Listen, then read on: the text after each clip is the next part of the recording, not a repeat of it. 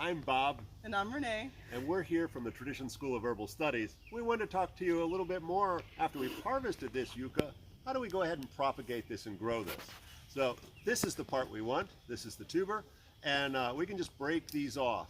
And you'll notice we've got a little bit of white latex that comes out of here.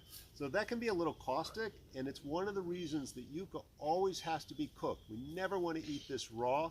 It can cause a lot of digestive upset.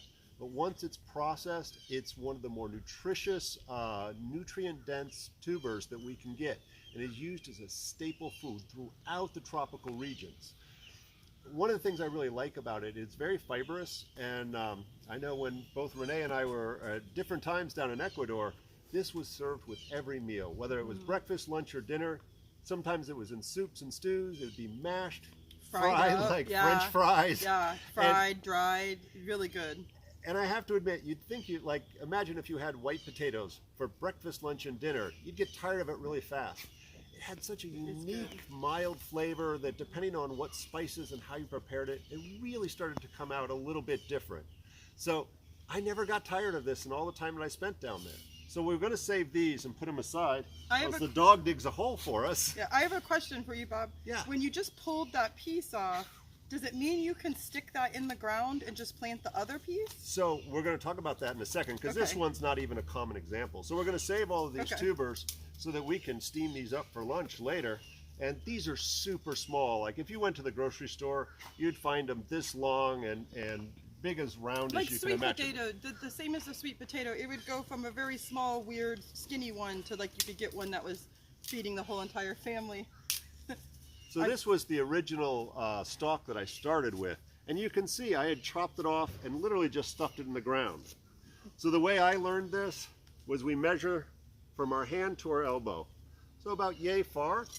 And you can see all of these little notches where the branches come out. See right here? This is what he's talking about. And so remember he said this was the one that he started with. This would have gone into the ground, and see how we have a root tendril, a tendril, a tendril, a tendril at each of those notches. So Bob's going to a notch, and he's doing about a foot long, a little bit more than that, like a foot and a half. And each notch has the potential of shooting out a root. And as we were saying before, not only is it really good food, but it's really good medicine. So taking one stalk like this and cutting it into many pieces that can be propagated both as food and medicine is something that really makes it so that we can have a sustainable food source. The dog's attacking Bob for it. A sustainable food source that goes on and on and on and keeps giving. So not only for cuts and burns, but for our belly, just to have a good kind of potato source that's a little bit better for us, definitely. So normally when we grow this, we want an area where it's easy to dig up, and our garden is constantly shifting and changing. So where I had originally planted these maybe 6 months or a year ago, there wasn't enough sun. This plant really wants full sun, decent amount of water, so we do water it pretty regularly, but not standing water. We want well-drained soil that's rich and ideally easy to dig up and not too many roots. That's some of the problem I had over there, was too many roots there, really interfering with its growth. So here's the fun part. Now that I've cut these, we need to make sure that we figure out which end is up on this plant, and we can usually tell by the thickness of it or where the dog chewed the end. The nodes, let me point out, the nodes have a slight indication and an upward slanted, ever so slight bend up. So that you can kind of decide that it's going up like you would have a normal branch sticking out, and that we wouldn't have a branch necessarily going down, more likely to go upward, and that's how you can decide up or down. So I'm going to keep it simple so we don't have to walk around and kind of show you. Literally all I'm going to do is... The dog made a hole for you. Oh, well, how convenient. So I'm going to just find a nice open area that's in full sun and push this in about halfway. No other care is needed. Literally within about 3 or 4 weeks, it's going to start to create some leaves. And in 6 months to a year, this will be ready to harvest, and we'll have a whole nother crop. It'll grow up to 15 feet high, and so each one of these, I'll not only get a few of the yucca potatoes off of there, but I can create a whole plethora of fresh new stalks.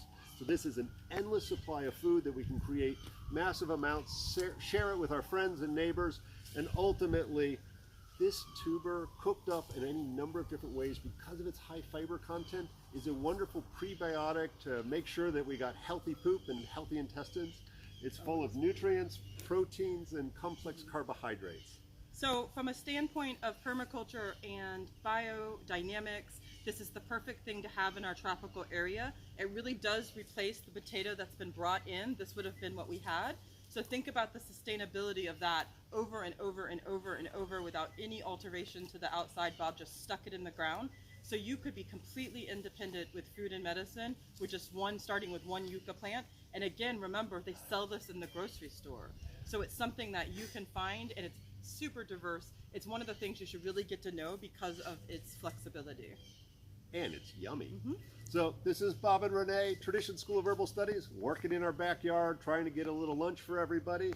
And we hope that you subscribe to our YouTube page, come visit us on Facebook, and I hope we see you in some of our classes. And now we're starting to do any number of our different classes online, so no matter whether you're local or far afield, you can come and enjoy our classes in the future.